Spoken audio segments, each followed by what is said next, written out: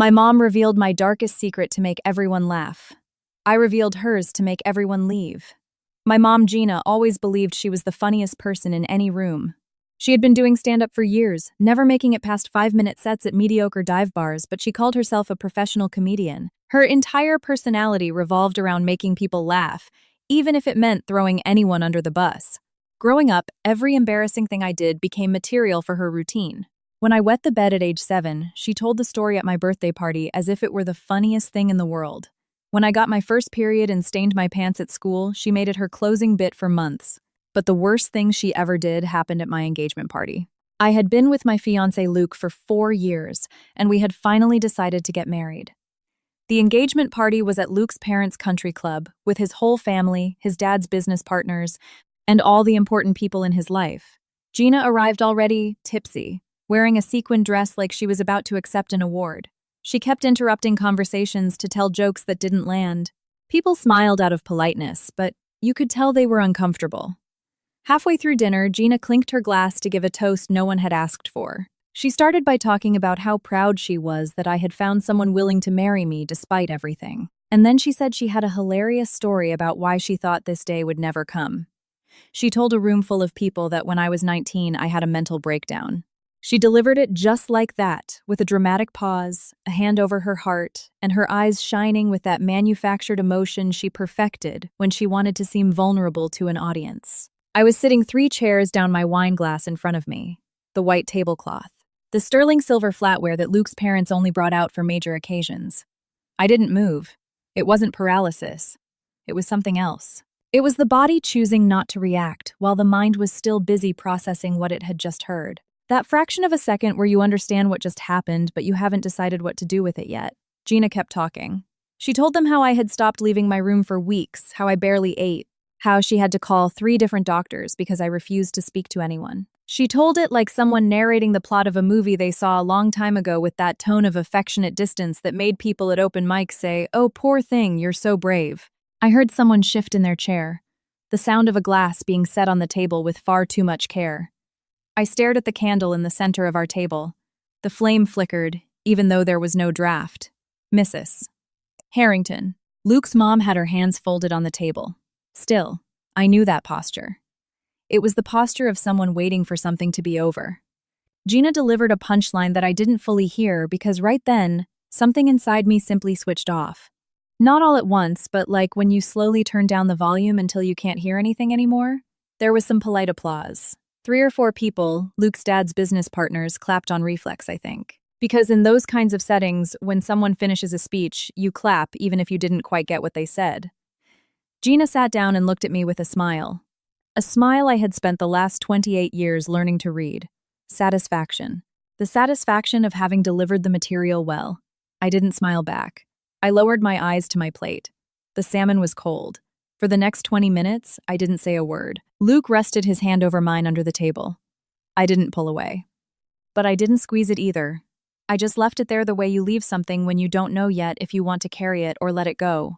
To my right was Luke's Aunt Carol, a woman in her early 60s, who had spent the time before dinner telling me about her rose garden. Carol didn't speak again after Gina's speech. She picked up her glass and looked the other way.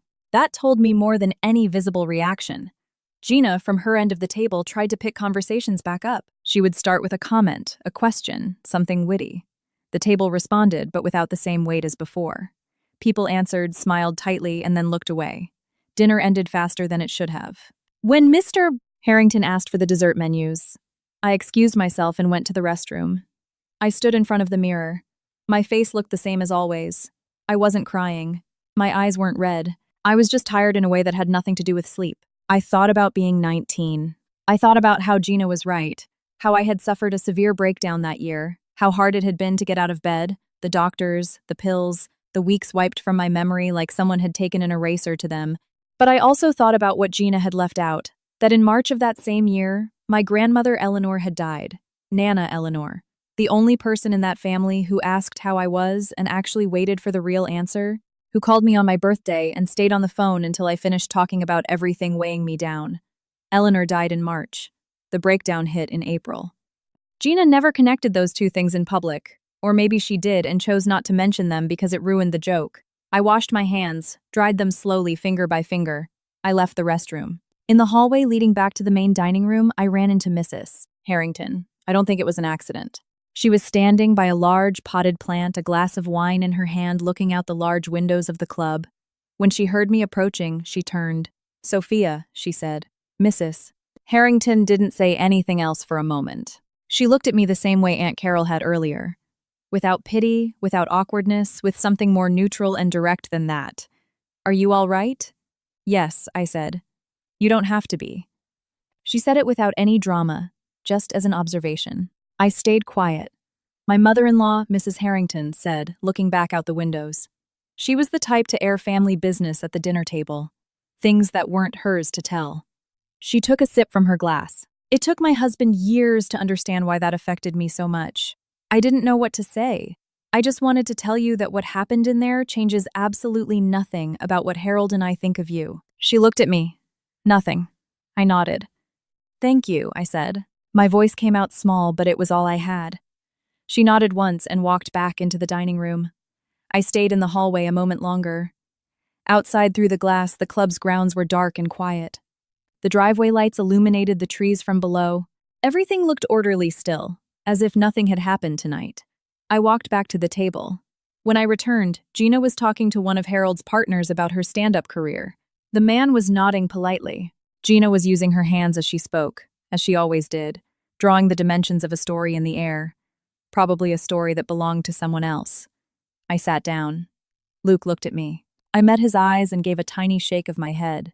A minuscule movement he had learned to read over the years. "I'm fine, don't do anything." He looked away. Dessert arrived. A chocolate mousse topped with a single raspberry. The raspberry looked perfect, glossy, almost artificial, it was so red. I ate it. Gina finished her anecdote. Harold's partner chuckled. Gina leaned back in her chair with the satisfaction of someone who just killed a set and knows it. She looked at me. I was holding my water glass with both hands. She smiled. And in that moment, something that had been sitting very still inside me shifted.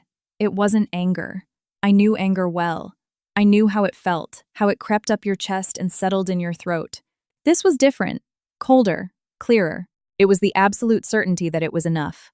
Not just tonight, not just this specific moment, all of it. 28 years of moments that had been piling up in some closet, I kept locked without ever sorting through them. And now that closet was full and the door wouldn't shut. I set the glass on the table. I wiped my mouth with my napkin and folded it. I picked up my dessert spoon and gently clinked it against my own glass. Gina stopped mid-sentence. She looked at me with genuine confusion. She wasn't expecting this. "Sorry to interrupt," I said.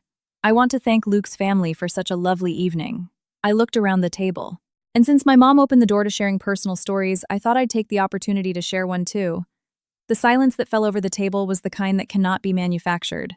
Gina opened her mouth. "Sophia," she said in a low voice. "It's short," I said. "I promise." I looked at her for a second, just 1 second, and began to speak. I didn't tell them everything that night. That's important to understand. I didn't stand in the middle of the room and dump everything I knew all at once. That wouldn't work.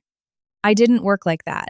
What I told them was this, that the year of my breakdown was also the year my grandmother Eleanor died, that Eleanor had wanted to leave me something, that I never received anything. Nothing at all. I didn't mention dollar amounts. I didn't mention documents. I didn't mention what I had found 7 years later in a cardboard box while helping someone move.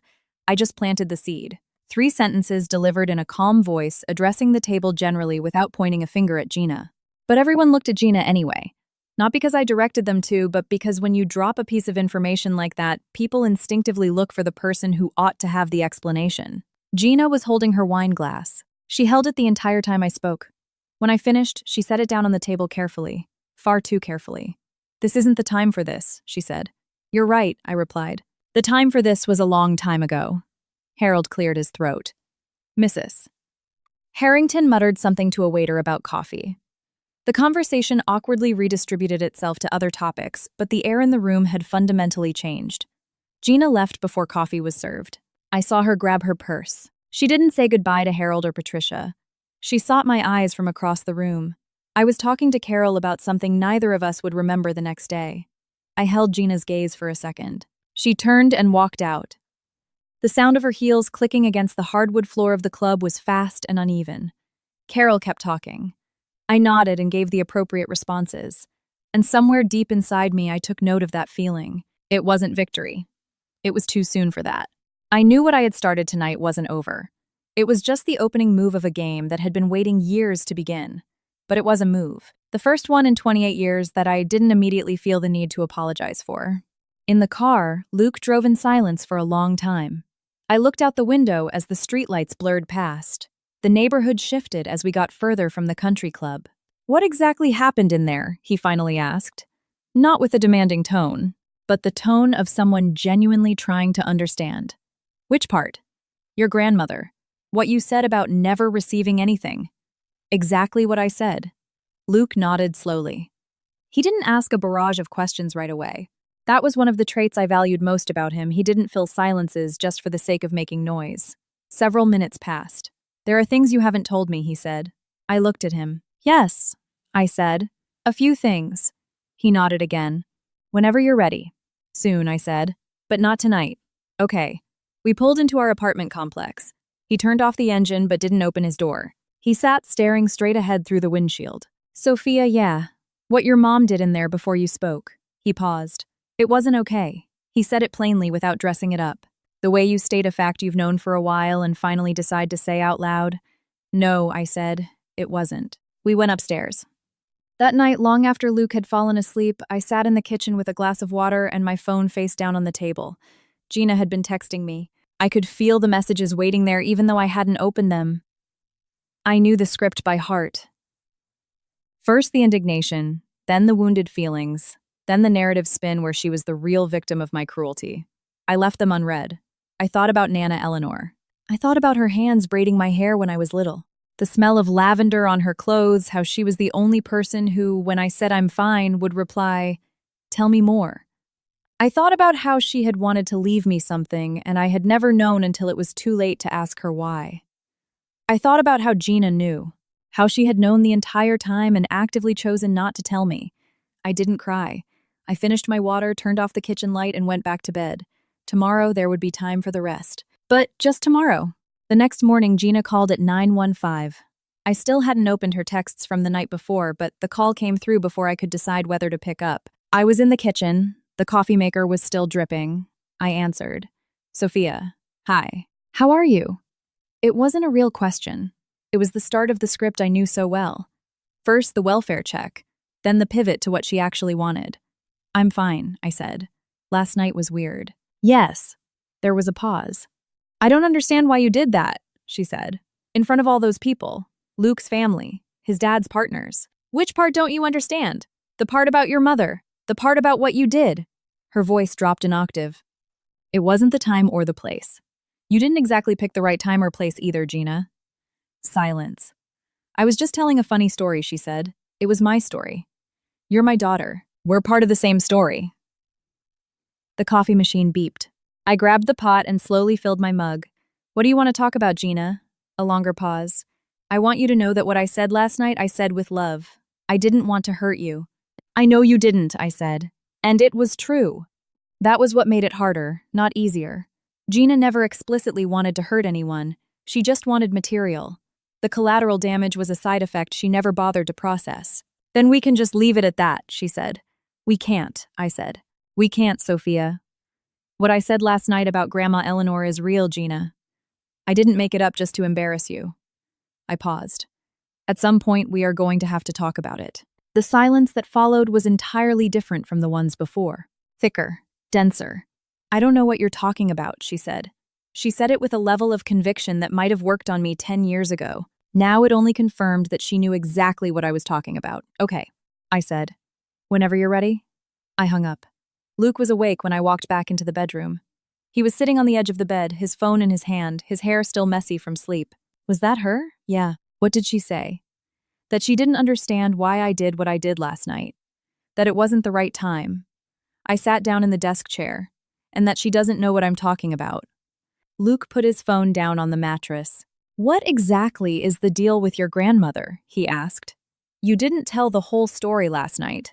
I looked at him. It was the question I knew was coming. I had saved it for this morning because last night I didn't have the energy to arrange the timeline of events. Now the coffee was hot, the apartment was quiet, and Luke was looking at me without rushing me. My grandmother Eleanor died when I was 19, I said. In March.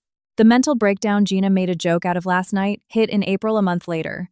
The two things were intrinsically linked. To me anyway. Never to Gina. Luke nodded. A few years later, when Gina moved out of her old place, I helped her pack up some boxes. I found some paperwork mixed in with her things. Deeds from a property sale. The house in Tucson that my grandmother left behind. And there was a letter too, with my name on the envelope. It had never been given to me. Luke didn't say anything for a moment. Did you read it? Yeah. My grandmother wrote that she had spoken to an attorney, that she wanted to leave me something to help with my future, that Gina had told her I was going through an unstable period and that it would be better to wait. And they didn't wait. The house was sold 2 months after Eleanor died. Luke stood up from the bed, walked over to the window, and looked out in silence for several seconds. How much was it worth? He asked without turning around. $142,000. It's a matter of public record in Pima County. He turned to face me. And you were 19, working at a coffee shop and stressing because you couldn't afford college tuition? It wasn't a question. Yeah, I said anyway. Luke walked back to the bed, sat down and rubbed his face with his hands. Why didn't you ever tell me this? Because I didn't know how to start. I know, Luke, we've been together for 4 years. Are there other things like this? I thought about it for a second. Not of this magnitude. But there's a pattern, Luke. Last night wasn't an isolated incident. It's how she operates. She mines my life to build her narrative and then acts absolutely baffled when it hurts me. Luke listened without interrupting. So what are you going to do? He asked when I finished. I want to talk to a lawyer. I want to see what options I have, if I even have any after all this time. To recover the money or at least to find out what legally happened. I want the complete story before I make any decisions. Luke nodded. Do you want me to ask my dad for a referral through his firm? Someone discreet. I know you might not want to involve my family in this. They're already involved. They had front row seats last night. I looked at him. And your mom called me this morning. That caught him off guard. What did she say? Just checking in. Said if I needed anything. To let them know. I paused. She said what your mom did was out of line and she was sorry. I didn't answer right away. Mrs. Harrington wasn't a woman who threw words around carelessly. If she had called, it was because she wanted me to know she had my back. Okay, I said. The lawyer. If you can get a name, I'll make the call today. Around noon, I went to the grocery store alone. I needed to get out of the apartment, walk a bit, and put some physical distance between myself and my phone. Gina hadn't called back, which was also part of her pattern. When a conversation didn't end the way she wanted, she would vanish for a while. She would wait, letting the silence breed guilt in me. Or at least that's how it used to work. I would be the one to call, I would smooth things over, I would end up apologizing for something she had started. This time, I didn't call. I bought my groceries. I walked back, taking the scenic route under the trees. It was chilly, but not as cold as the night before. I thought about Eleanor. I thought about how the last time I saw her was during a 3-day trip I took by myself without Gina because Gina had a weekend open mic she refused to cancel. Eleanor had made up the guest bed for me with sheets that smelled like pine.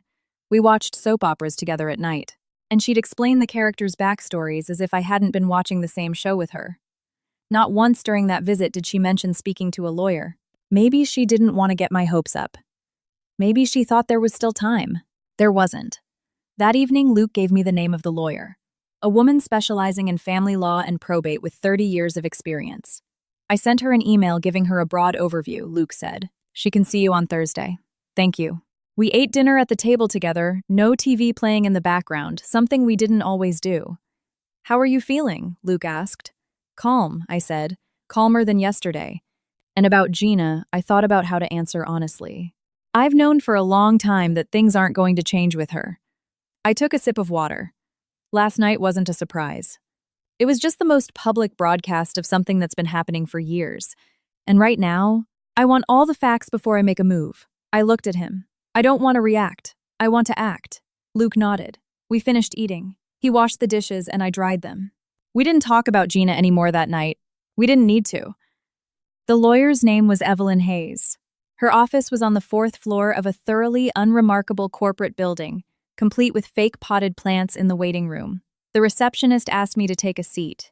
I waited exactly 5 minutes before Evelyn Hayes came out to greet me herself. She was in her early 60s with a sharp gray bob and no-nonsense business attire. She shook my hand firmly and led me to her office. "Tell me," she said, taking a seat behind her desk. There was no recording device, just a legal pad and a pen. I started from the beginning. Not the country club party, I started with Eleanor. Evelyn listened without interrupting. She jotted down notes, occasionally short phrases, without looking up. When I finished, she reviewed her notes. "You have the documents you found during the move?" she asked. I took pictures of them. They're on my phone and I uploaded them to a folder on my laptop. I'll need copies of everything. The property deed transfer, the letter, any written communication you've had with your mother regarding this. I don't have anything in writing from my mother. When I confronted her, it was in person. What exactly did she say? She claims she doesn't know what I'm talking about. Evelyn wrote that down. Did your grandmother leave a will? I don't know. I never saw one. Was there a formal probate process? I have no idea. I was 19.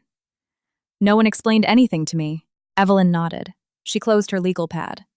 "I'm going to be completely straight with you," she said. "It's been 9 years since your grandmother passed. The statute of limitations to contest an estate or claim an inheritance varies by state, but in Arizona, it's generally within a few years of the probate closing. We are well outside that window. I knew that, or at least suspected it, but hearing it said aloud in this office with the fake plants made it heavy and real. So there's nothing that can be done. It depends on what we find." Evelyn leaned her elbows on the desk. "If there was a will and your mother actively concealed or altered it, that's a different conversation. If your mother acted as executor without legal standing, I need to see the paperwork before telling you what exists and what doesn't. And the letter, the one Eleanor wrote you that was never delivered, that's evidence of intent, not a legal obligation.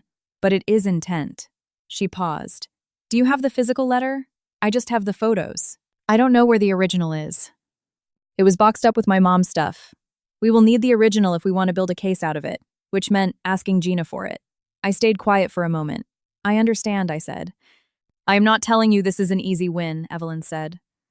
"I am telling you I need more information before I can give you definitive legal advice. Send me the documents this week and we'll schedule a follow-up." I stood up and shook her hand.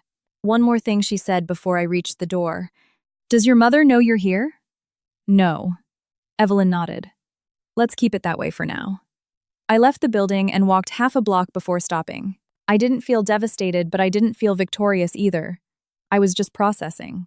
I texted Luke from the sidewalk. "Out of the meeting. We'll tell you tonight." He replied with a single period. His way, I'm saying I'm here. That same afternoon, Gina resurfaced. She didn't call. She sent a voice memo, almost 4 minutes long. I listened to it sitting in my car, in the grocery store parking lot. She started by saying she had done a lot of thinking over the last few days, that she understood why I was upset, that sometimes she didn't fully gauge the impact of her words, and that it was something she was actively working on. Up to that point, her tone was remarkably measured. Then came the pivot. She said that what I had done at the party had an impact too. That dragging family baggage out in front of people who didn't know us wasn't fair. That Luke's family now had a distorted image of our dynamic and that it could reflect poorly on both of us.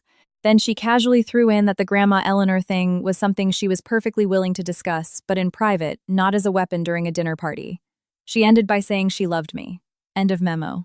I listened to it a second time. What Gina had done in that voice note was what she always did, just highly polished.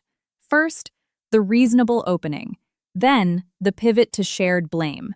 Then burying the actual issue in the middle, as if it were a minor footnote. Finally, the affectionate sign-off that made it nearly impossible to respond with anger without looking like the bad guy. It was a flawless architecture of manipulation. She didn't even do it consciously anymore. She had rehearsed it for so long it was just muscle memory. I didn't reply. I put the car in drive and headed home. I told Luke about it that night. I played the audio for him, letting him hear the whole thing. When it ended, Luke set my phone down on the coffee table. "Do you see what she does?" I asked. "Yeah," he said. "What do you see?" "That at no point does she actually address what happened to the money. She only says she's willing to discuss it." He looked at me. "Saying you'll talk about it and actually explaining what happened are two very different things." "Exactly. What's your move?" he asked. "Send Evelyn the documents this week. Wait for the second meeting. As for Gina, nothing." "I'm not replying to that message yet." Luke nodded. "Is it okay if I mention something to my mom?" he asked. "Not the dirty details, just that you're navigating a complicated family legal issue." I thought of Mrs. Harrington, how she had stepped out into the hallway at the country club. Yeah, I said. That's fine. I spent the next 2 days organizing the files. They were scattered photos in my camera roll mixed in with old vacation pictures and screenshots. I tagged them one by one. The deed of sale in Tucson, Eleanor's letter with my name on the envelope, and a document I hadn't looked at closely before, which turned out to be a letter from a lawyer addressed to Gina. It was dated 3 weeks after Eleanor's death, confirming the transfer of the property to her name as the sole heir. Sole heir. I read it 3 times. Eleanor had 2 daughters, Gina and an older sister, who had passed away years before Eleanor did. Gina was the only surviving child. Legally, if there was no will, the estate fell to her via intestate succession. But Eleanor's letter explicitly stated she had spoken to a lawyer and wanted to leave me something. If there was a will, where was it? I emailed everything to Evelyn with a note at the bottom. I found something else. A letter mentioning the property transferred to my mother as the sole heir. Does this mean there was no will or that a will existed and was never filed? Evelyn replied late that night. We'll call you tomorrow. The call came at 1:00 a.m. I reviewed the files, Evelyn said. The lawyer's letter you found is a closure notice for an intestate probate process. That means your grandmother's estate was settled under the assumption that she died without a registered will. But she told me in her letter she spoke to a lawyer. Speaking to a lawyer isn't the same as executing a legally binding will. It's possible she started the paperwork but never finalized it. It's also possible she signed a document that was never submitted to the probate court. How do we find out which one it is? We'd have to pull the records from Pima County. If a will was drawn up and registered, there's a paper trail. Pull the records, I said. Sophia. Evelyn's voice softened just a fraction. I need you to understand that even if we find a will, trying to enforce your rights 9 years after the fact is going to be an uphill battle. I am not promising you a payout. I understand, I said. But I want to know what happened. That I can get for you, she said. The truth, at least. We hung up. I sat at my kitchen table holding my phone. Outside, it was raining. A steady, uninterrupted hum against the glass. I still didn't know exactly what had happened. I didn't know if Gina had operated within the law or outside of it. I didn't know if there was a will buried in a Pima County archive or if Eleanor just ran out of time. But I knew that for the first time in 9 years, someone was actively looking for the answer. And for today, that was enough. Evelyn called on Wednesday of the following week. It was 11 a.m. I was at the office, sitting at my desk, prepping for a 1 p.m. meeting.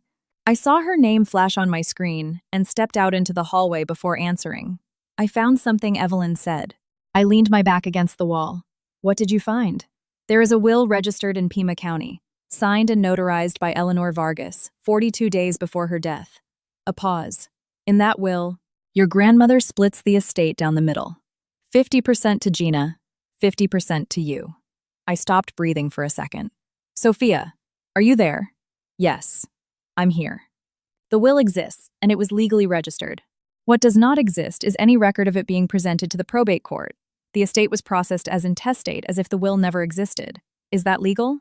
Absolutely not. If a valid registered will exists, filing for intestate probate and intentionally omitting that document is a severe violation. Depending on the specifics, it constitutes probate fraud. I let the words wash over me. What does that mean for me? It means you have a case, Evelyn said carefully, not rushing her words. I am still not promising you'll recover the full financial amount. The property was sold 9 years ago. The assets are likely liquidated. But I can tell you there is definitive legal ground to file a civil suit. A judge could order her to compensate you for the stolen half of the inheritance. How long does that take? If your mother cooperates, a few months? If she fights it, a year, maybe more. And her primary defense will be that she didn't know the will existed. But the will was registered, I said. Registered means public record, right? Any lawyer handling the estate had a legal obligation to run a search. Exactly. If someone ran a search and failed to report it, that's another massive liability issue. I pulled the name from the filings. The attorney of record was a guy out of Tucson named Dennis Farrow.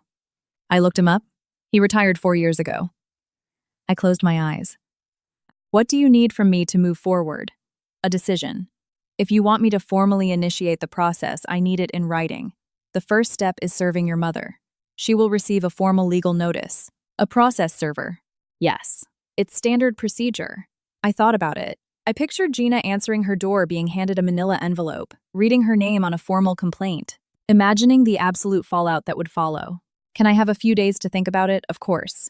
But don't wait too long. Technically, we have a window to file based on the discovery of harm since you only just found out about the fraud. That window isn't indefinite.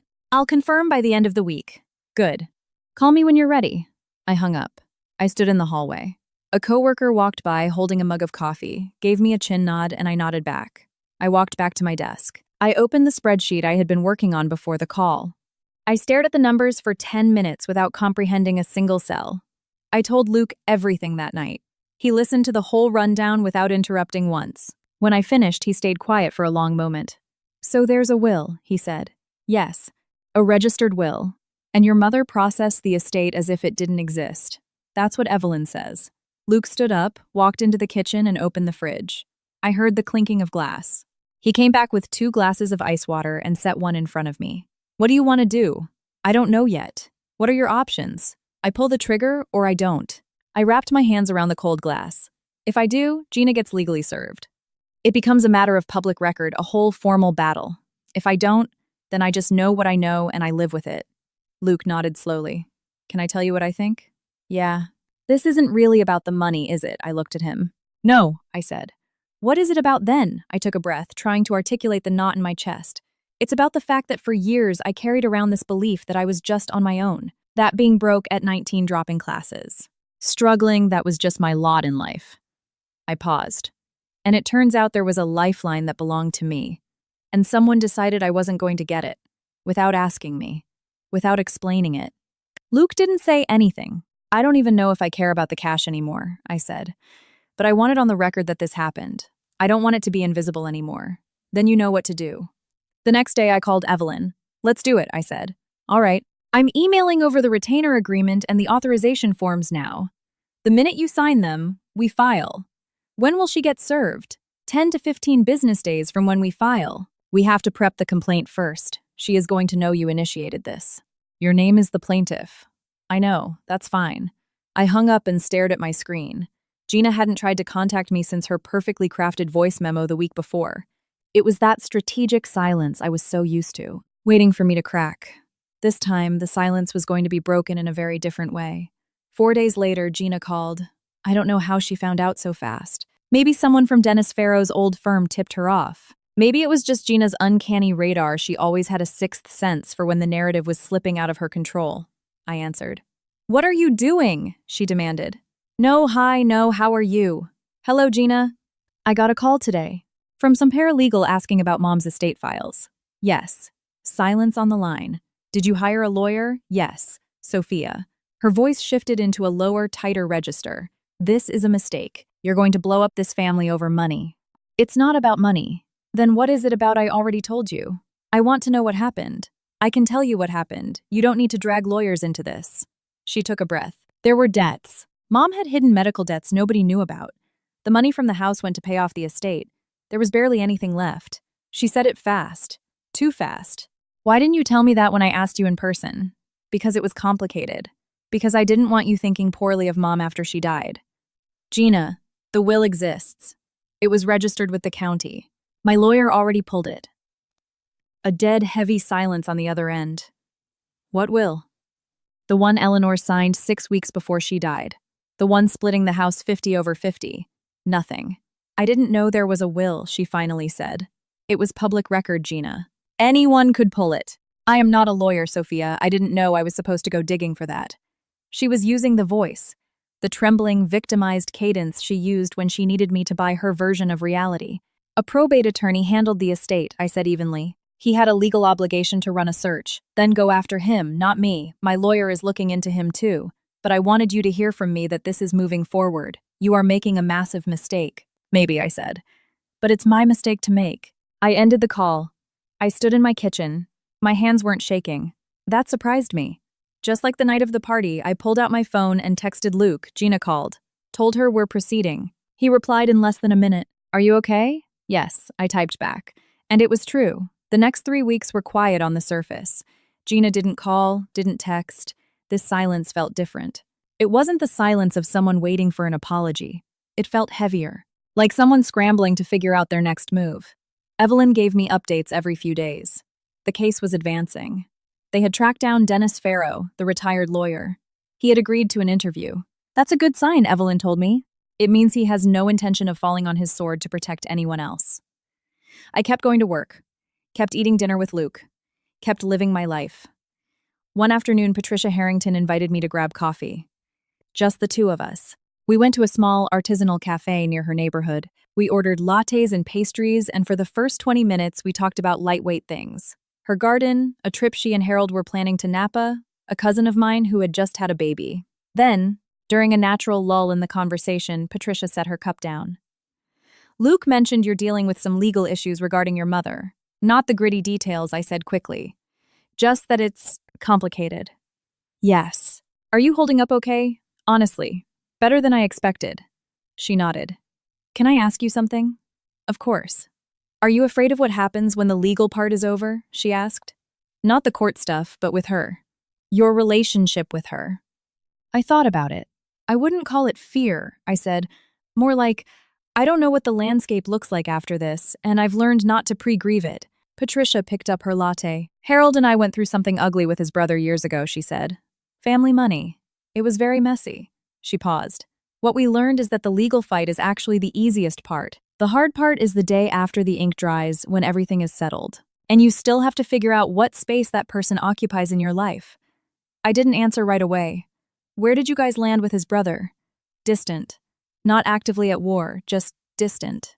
We see each other at funerals. We looked at each other. Sometimes that's the most honest boundary you can set. We finished our coffee and walked half a block together before hugging goodbye. She didn't offer unsolicited advice. She didn't tell me what I should do. And that was exactly what I needed. Evelyn called me on a Tuesday to debrief the interview with Dennis Farrow.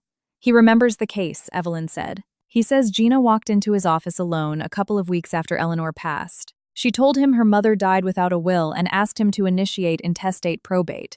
And he didn't run a search. He claims he did. He claims he searched the Pima County registry and found nothing. But the timeline doesn't support that. The will was registered. So, Farrow screwed up. He says it's possible there was a lag in the county's digital system back then. Sometimes documents took weeks to index properly online. It's a plausible defense, but hard to prove either way a decade later. Evelyn paused.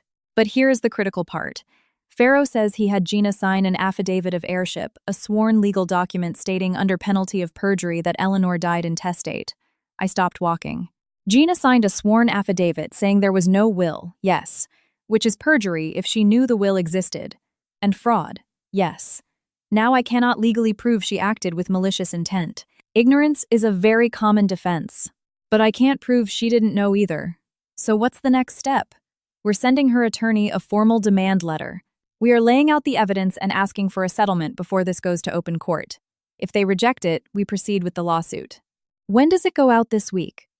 Gina called 2 days after the demand letter arrived.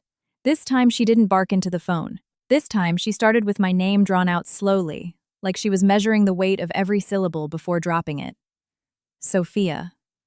I received a letter from your lawyer. I know. I want to sit down with you before I sign or say anything. You can bring your lawyer, but I want to look you in the eye. I don't need Evelyn there, I said. We can meet. Not at my place, not at yours. We agreed on a location. A Panera Bread, near the park where I went running. Neutral territory, bright lights, enough foot traffic that neither of us would risk making a scene. I arrived 5 minutes early. I ordered an iced water and waited. Gina walked in precisely on time, which was highly uncharacteristic for her. Her hair was pulled back tightly. She was wearing a plain sweater, no sequins. She sat down across from me. She didn't offer to buy anything. Thank you for coming, she said. I didn't reply. I want to explain something to you, she said. About Mom's estate. I'm listening. Gina placed her hands flat on the table, staring at them for a second. When Mom died, I was in a terrible place. Financially, mentally. I had credit card debt. I was completely alone. She took a breath.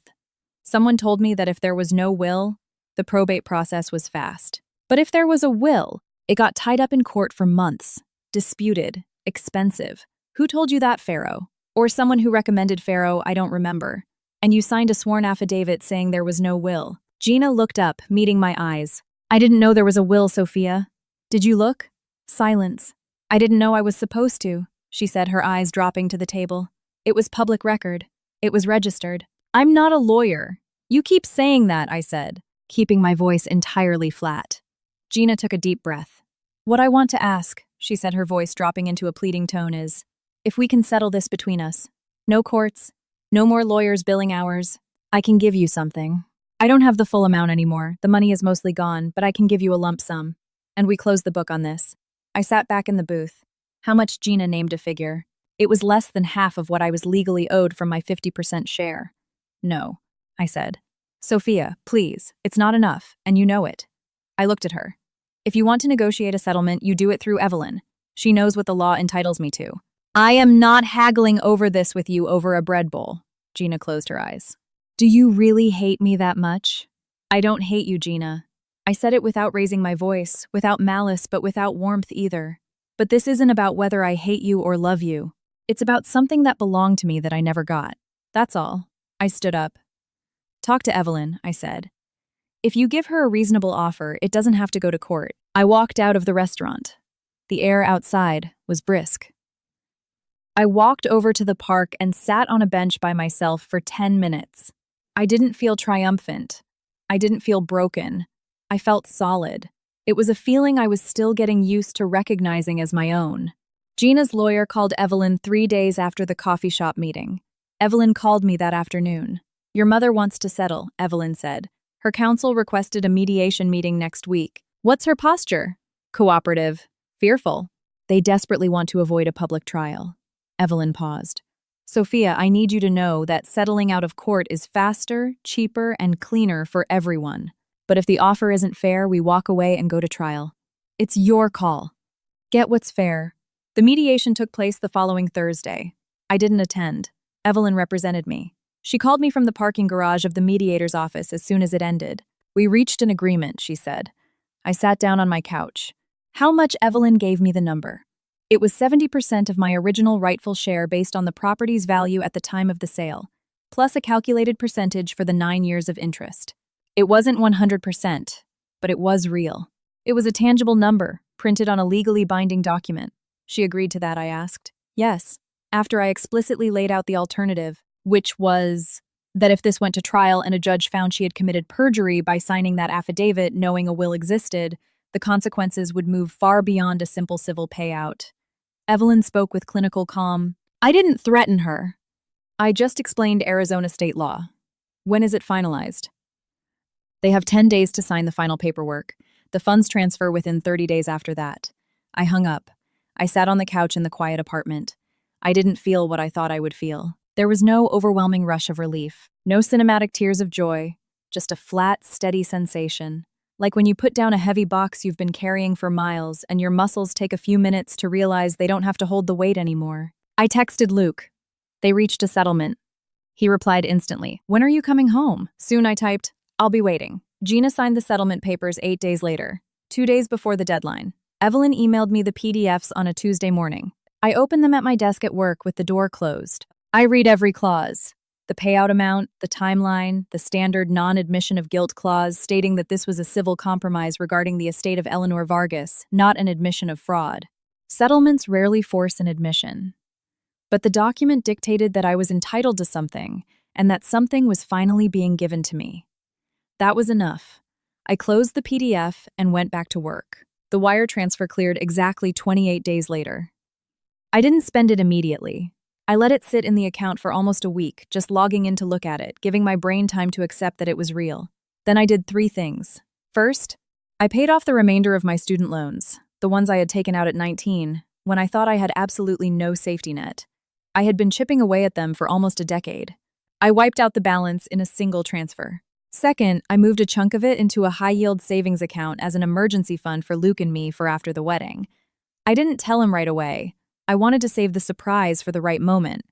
Third, I bought something small, a high-quality wooden frame. I printed a photo I had kept saved on my phone for years, the last picture I took with Nana Eleanor during that solo 3-day visit. Eleanor was sitting in her favorite armchair holding a mug. I was leaning over the armrest next to her. We were both looking at the camera. Eleanor was smiling in that specific way she had, without opening her mouth much. I put the frame on my nightstand. When Luke saw it that night, he didn't ask any questions. He just looked at it for a second and smiled.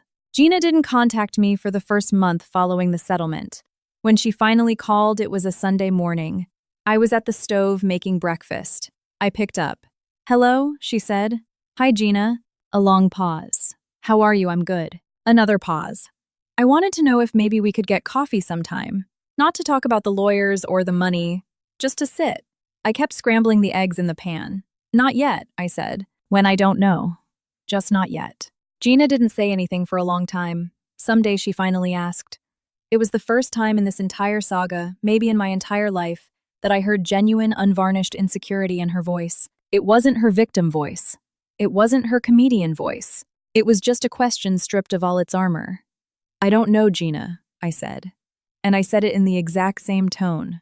Not cruel, not soft, just honest.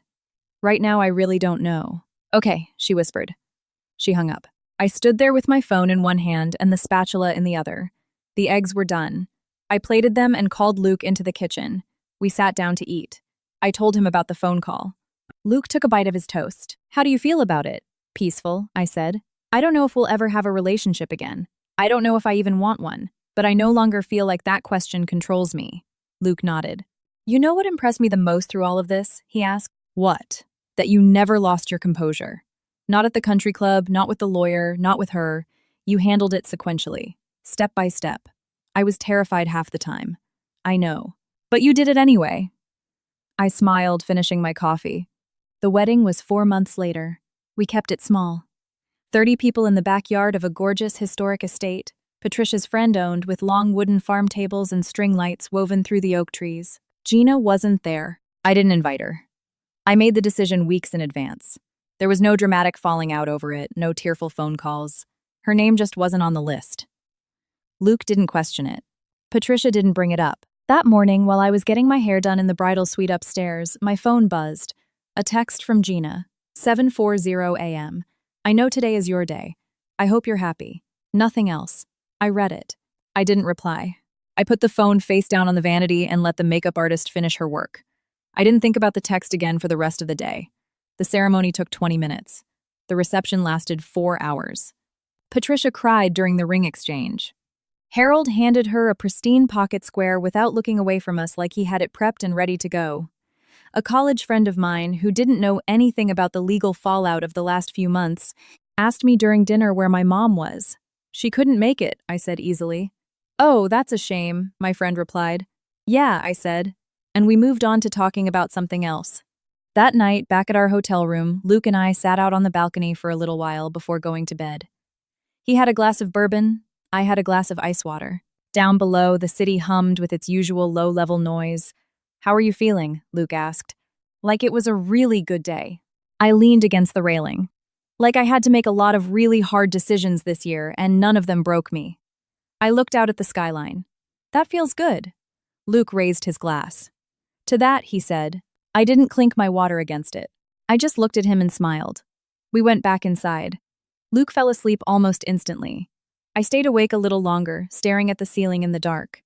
I thought about Eleanor, her armchair, her mug, that quiet, closed-mouth smile. I thought about how she had wanted to leave me something to help me, and how, in a very roundabout way that neither of us could have ever predicted, it finally reached me. Not just the financial security, though, that mattered, but the process of fighting for it, the act of refusing to stay quiet, the refusal to accept the hand I was dealt, simply because someone else had stacked the deck. That was an inheritance, too. I closed my eyes. Outside, the city kept humming.